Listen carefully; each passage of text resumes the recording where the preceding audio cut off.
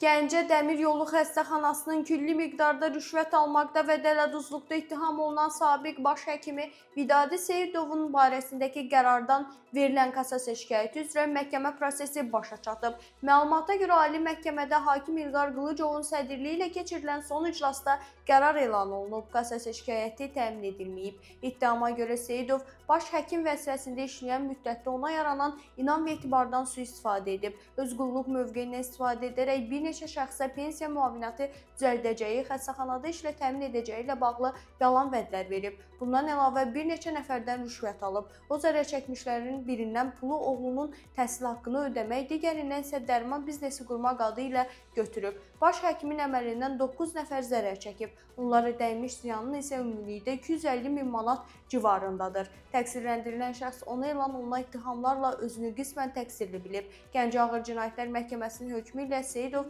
8 il 8 ay 23 gün müddətinə azadlıqdan məhrum edilib. Gəncə Apellyasiya Məhkəməsi onun apellyasiya şikayətini təmin etməyib.